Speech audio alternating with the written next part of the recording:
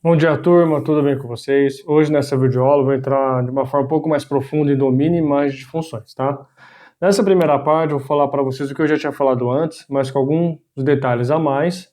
E depois eu vou fazer alguns exercícios de função, aonde a gente vai achar o domínio das funções de uma forma mais analítica, de uma forma mais geral, que possa englobar toda a função de uma forma específica, beleza? Então vamos lá.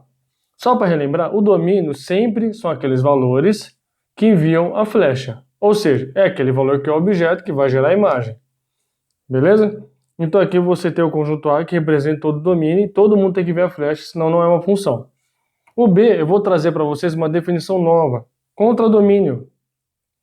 O contradomínio, qual que é a diferença da imagem?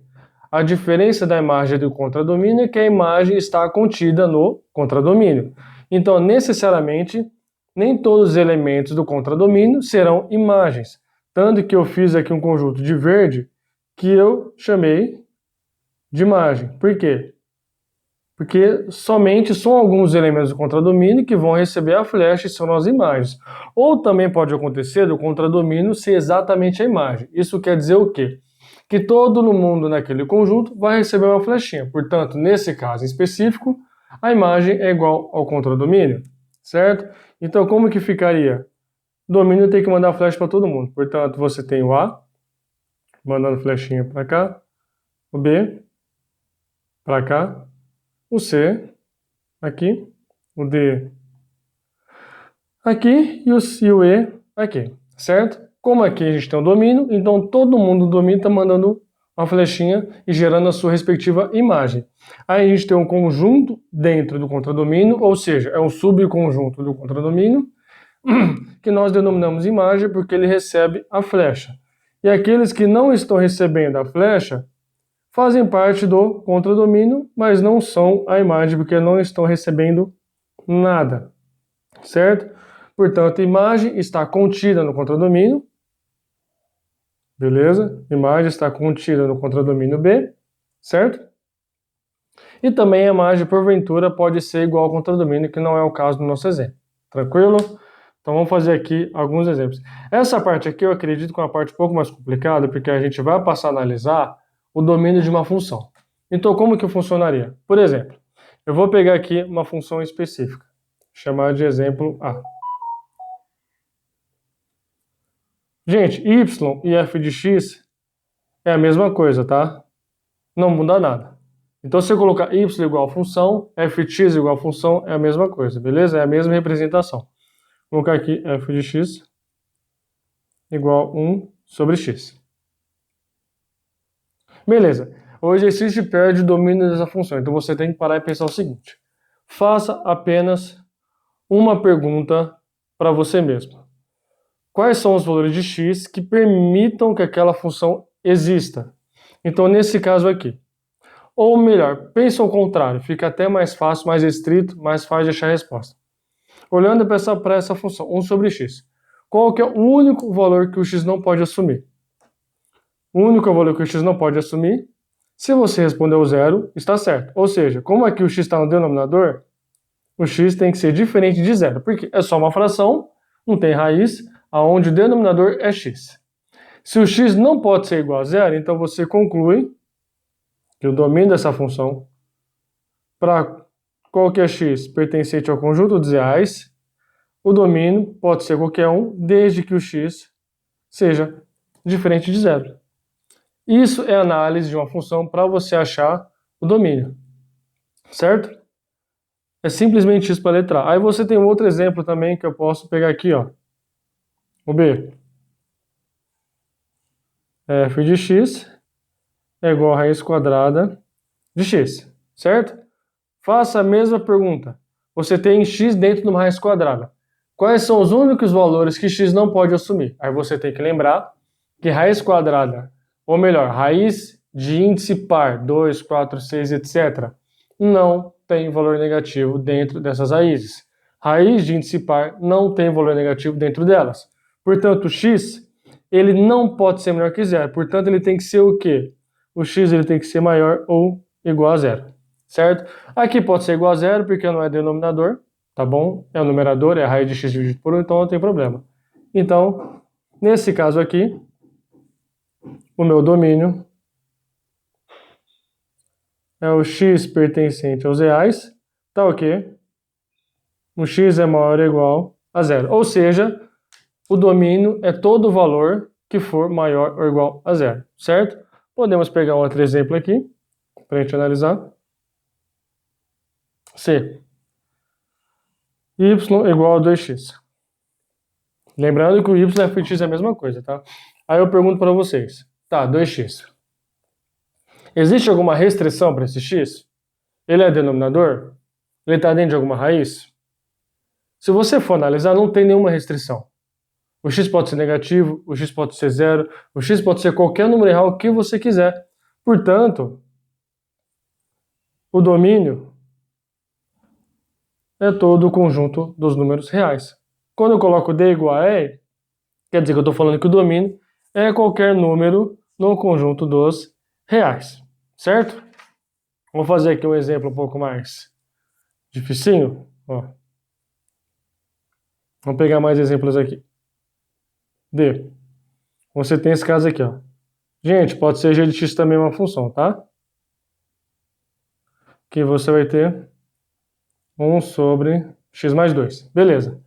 Então, olha a restrição. O x está no denominador, certo? Então, eu sei que o denominador da fração não pode ser igual a zero. Então, o denominador, que é o x mais 2, tá? É x mais 2, não é só o x. Então, o denominador inteiro tem que ser diferente de zero. Aí você continua a conta. Portanto, x mais 2 tem que ser diferente de zero. Passo o 2 para o outro lado subtraindo. Portanto, x é diferente de menos 2. Pronto. Aí você conclui que o domínio, onde o x pertence ao conjunto dos reais, tal que o x seja diferente de menos 2. Então, o x pode ser qualquer número, com exceção do menos 2. Certo? Aqui tem mais um exemplo. Tem vários exemplos, né? É bom a gente fazer bastante. Presta atenção. A, B, C, D, E. Então aqui, chamado de P de x. Raiz quadrada de x menos 1. Vou fazer mais bonitinho. Bom, x menos 1 está dentro de uma raiz quadrada, raiz de índice par. Então vocês sabem que raiz quadrada não pode ter número negativo. Portanto, x menos 1 tem que ser maior ou igual a zero. Portanto, x menos 1 maior ou igual a zero. Ou seja, o x tem que ser maior ou igual a 1. Portanto, domínio dessa função, x pertence aos reais, tá ok? X tem que ser maior ou igual a 1. Certo? Agora, vou fazer um último exemplo para a gente encerrar essa aula. Você também vai ter esse caso aqui, ó. Q de x é igual a 1 sobre raiz quadrada de x mais 1. Bom, esse aqui é interessante. Porque esse aqui eu não tenho uma restrição só, eu tenho duas restrições. Quais? Bom, primeiro, está no denominador da fração. Então a gente sabe que tem que ser diferente de zero. Segundo, o x está dentro de uma raiz quadrada. Então, além de ser diferente de zero, tem que ser maior que zero. Não pode ser negativo. Portanto, o x mais 1 que está dentro da raiz tem que ser só maior que zero. Não pode ser maior ou igual a zero, que a gente fez no exemplo acima. Porque se for igual a zero, eu vou garantir que o denominador seja igual a zero. Não pode. Portanto, tem que ser maior que zero. Aí eu já garanto que ele seja diferente de zero, já garanto que seja maior que zero. Portanto, x mais 1 maior que zero, ou seja, x maior que menos 1, certo? Portanto, domínio x pertencendo ao conjunto dos reais, tá o quê? X maior que menos 1. Beleza, galera? Enfim, tem vários exemplos. Você tem que analisar o que a função te fornece. Pode ser uma raiz quadrada. Aí você tem cálculo. Vamos supor que você tem raiz quadrada, não. Vamos supor que você tem uma expressão de segundo grau no denominador. Então você sabe que tem que ser diferente de zero. Então você tem que calcular aqueles valores de x que igualam a função a zero e você cancela eles colocando x diferente deles. Certo? O que eu estou fazendo aqui é praticamente achar as raízes das expressões. Se você tem 1 sobre x quadrado menos 3x mais 4, por exemplo, acha as raízes da expressão e o domínio vai ser qualquer valor com exceção daquelas raízes. Então, x diferente de tal raiz e x diferente da outra raiz. Enfim, tem centenas de exemplos, tá bom? Tem centenas, centenas. Agora, para encerrar, que eu achei um exemplo aqui legal, vou fazer para vocês que eu acho importante. A, B, C, D, E, F, G. Gente, não liga, tá? Faço isso para não errar. O último exemplo, de verdade, que eu acho que é melhor eu fazer.